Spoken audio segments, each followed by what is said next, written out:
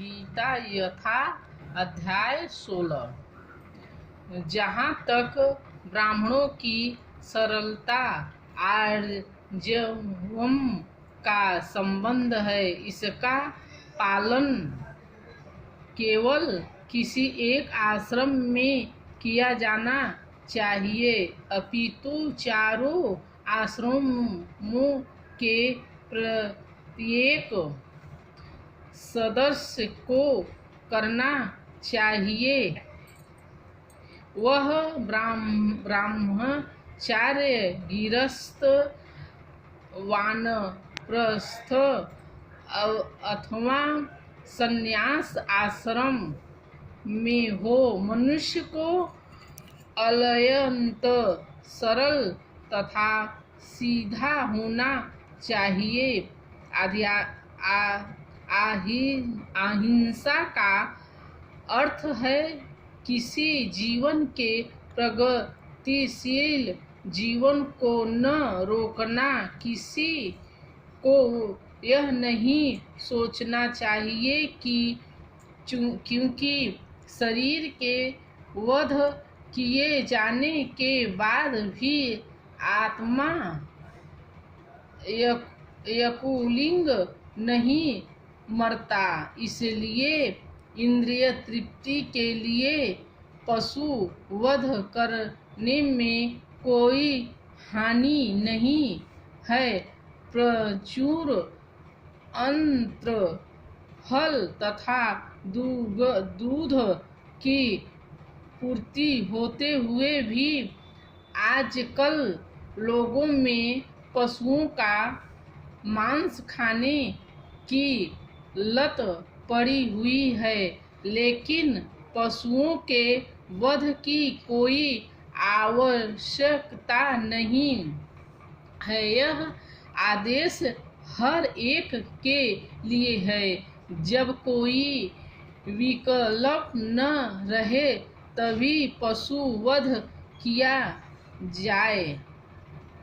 जाए, लेकिन इसकी यज्ञ में बलि की जाए, जो भी हो। जब मानवता के लिए प्रचुर भोजन हो तो जो लोग आध्यात्मिक साक्षात्कार में प्रगति करने के इच्छुक हैं, उन्हें पशु हिंसा नहीं करनी चाहिए। वास्तविक अहिंसा का अर्थ है कि किसी के प्रगतिशील जीवन को रोका न जाए।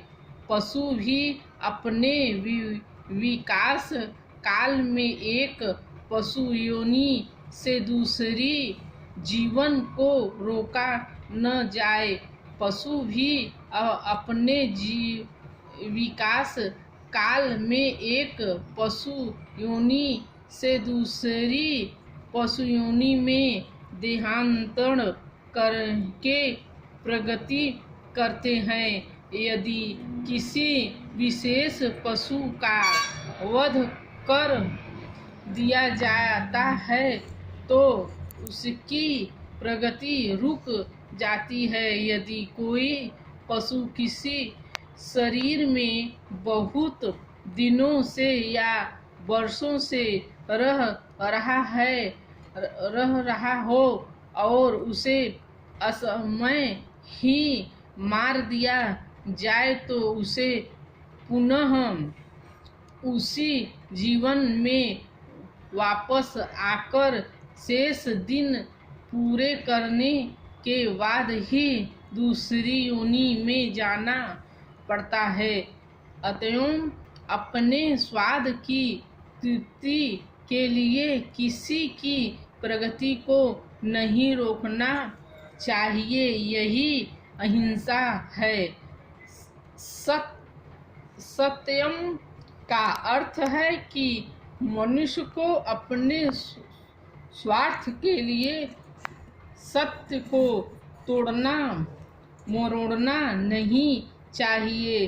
वैदिक साहित्य में कुछ अंश अत्यंत कठिन है, लेकिन उनका अर्थ किसी प्रामाणिक गुरु से जानना चाहिए।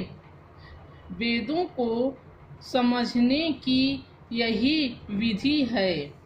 श्रुति का अर्थ है किसी अधिकारी से सुनना।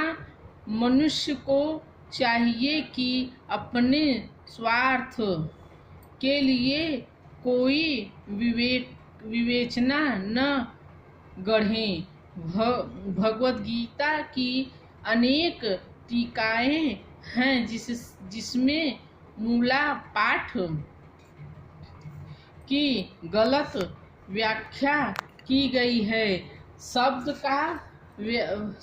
का वास्तविक भावार्थ प्रस्तुत किया जाना चाहिए कि गलत व्याख्या की गई है। शब्द का वास्तविक भावार्थ प्रस्तुत किया जाना चाहिए और इसे प्रामाणिक गुरु से ही सीखना चाहिए। क्रोध का अर्थ है क्रोध को रोकना। यदि क्रोध क्षुब्ध बनावे तो भी अहिंसा बने रहना चाहिए, क्योंकि एक बार क्रोध करने पर सारा शरीर दूषित हो जाता है। क्रोध रजोगुण तथा काम से उत्पन्न होता है। अतएव जो योगी है उसे क्रोध पर नियंत्रण करना चाहिए। अपशुनम का अर्थ है कि दूसरे के दोष न निकालें और व्यर्थ